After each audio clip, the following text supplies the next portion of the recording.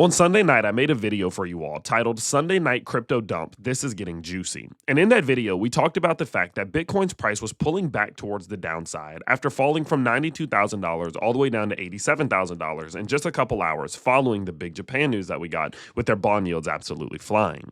Now, in this video, as Bitcoin's price was pulling back, I told you all, listen, I know this is scary and you may not want to hear this, but the truth is that this pullback is normal and it is necessary.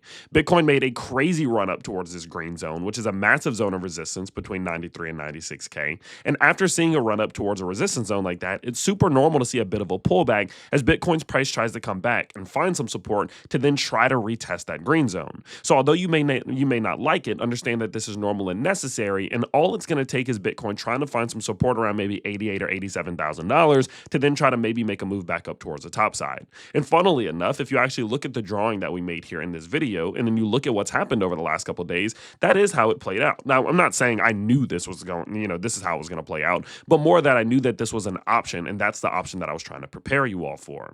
And now that Bitcoin has made this move back up towards the green box between $96,000 and $93,000, I wanted to make a follow-up for you all and tell you exactly what is going on right here, because although this may feel really good, this is still a very risky moment here in the world of crypto, and I wanted to explain why. Okay. So without further ado, let's not waste any time at all. Let's get straight into it. So when we look at Bitcoin's price right now, yes, we did get a beautiful move back up towards the upside for a couple different reasons. We talked about this on yesterday's live stream. We obviously saw a little bit of a resolution of all the panic that was happening with the Japan situation. We officially got quantitative tightening ending. We have Vanguard opening up the opportunity for their clients to buy crypto, and they're the second largest asset manager in the world with $11 trillion under management. And so when you combine all of these things together with the fact that technically this made a lot of sense, plus the fact that there were a lot of liquidations up here, yeah, it makes a lot of sense for Bitcoin to make a move back up here. So one thing that I will say is that this move that we just made back to the upside is actually very healthy.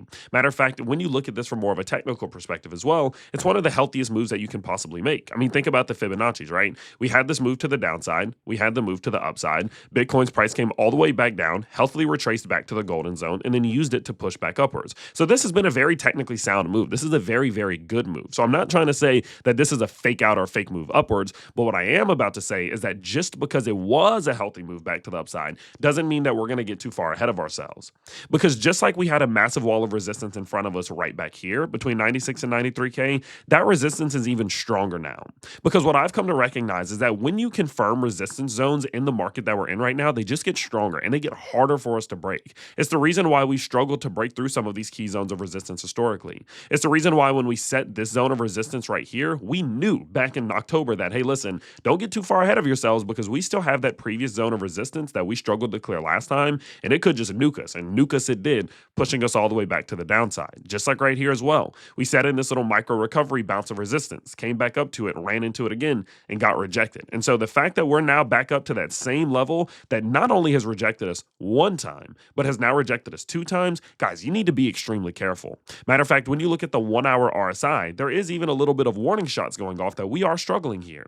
Do you see how we put in this high and then this higher high, meaning that we pushed upwards into this zone? Well, at the same time that we did this, our 1 hour RSI started to droop back to the downside, putting in a lower high. That's called bearish divergence. And it's the exact same thing that we did right back here before we saw this fall off. Do you see how we put in high, higher, high, higher, high, but we were putting in lower, high, lower, high, lower, high? Yeah, that means that we were losing some momentum. And so what all of this means is not that we, of course, are for sure about to capitulate back downwards. I wouldn't even say that's confirmed whatsoever. But what it does mean is that we are now back into battle. Bitcoin is now back at war. And what we need to see is whether or not Bitcoin can maintain and finally push back above 93,000 and sustain it. Before we get even any form of optimistic, before you feel any sort of excitement that this move might last, you need to see whether or not Bitcoin can break above 93 and at least just get into this green zone. Because truth be told, guys, this is still a very, very risky moment here in the world of crypto. And at any given point, you know what Bitcoin could do, guys? Bitcoin could do this.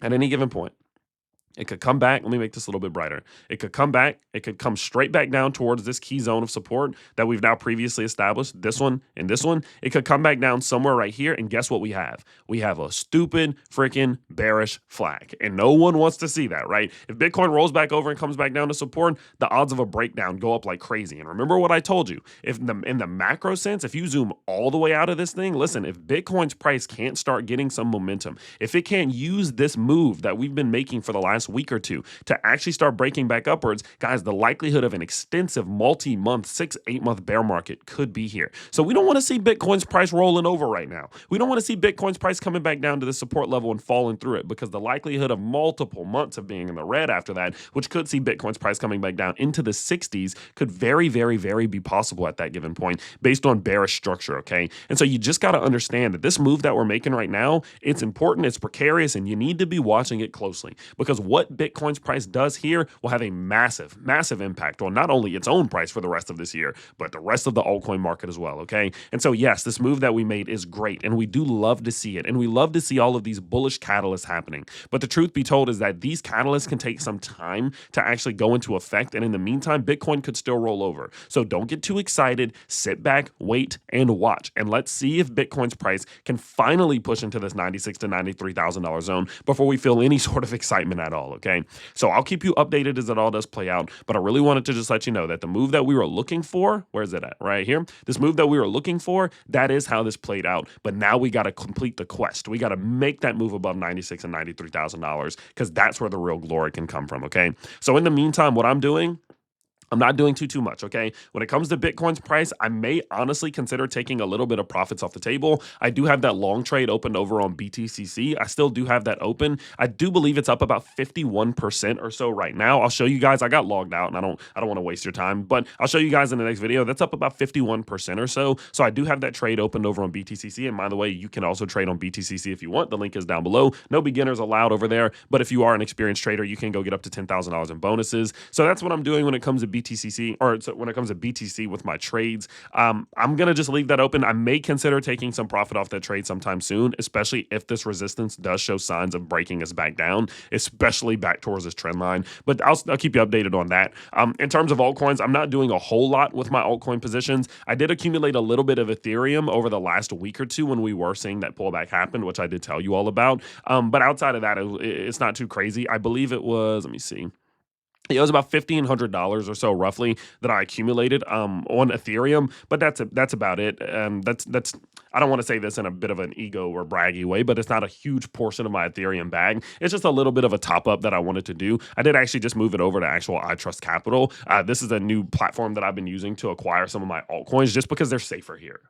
I do keep some of my altcoins on centralized exchanges because I need to do things with them. I can't just have them all on cold storage out of my grasp. And so I have been started actually using iTrust Capital because simply it's just better and safer than most other centralized exchanges. And the cool part is that they actually have an IRA that I'm currently moving my current retirement account over to this IRA so I can actually put my crypto in my retirement account. I'll tell you guys all about this later on. I didn't mean to start randomly shilling this, but I have this over on iTrust Capital. Yeah, I'll tell you guys about this in a future video. I'll kind of talk to you about what I'm doing here, but I will leave a link down below. I actually do have an affiliate link to them if you want to check that out. But Ethereum is the only altcoin that I did recently accumulate that I sent over here, and that was about $1,500 worth. It's basically still roughly at it's up like not too much, not too crazy. Okay, so outside of that, not too much going on with my altcoin positions, and I've obviously not done much with my micro caps as well. So Bitcoin still have that leverage long trade open, probably going to take profits on it soon. Altcoins, I did have my position opened, or I did buy a little bit more Ethereum. Micro caps, not too much today. Okay, so that's where I'm at. My main focus really is just to pay very close attention to 96 to 93K and make my moves based on what happens after that. Okay, so I'll keep you guys updated again as it does play out. One thing that I also almost forgot to mention is that I did just post a post over on Twitter titled "Here are 10 tips to get better at crypto." My Twitter is at TylerHillYT. Feel free to go check it out down in the description below. And I have put 10 full focused, tips on what I personally would do if I was someone trying to get better at crypto. So feel free to go follow me there. Check out BTCC if you're an experienced trader. Check out iTrust Capital. All linked down below. And I'll see you all in the next one. Peace, everybody.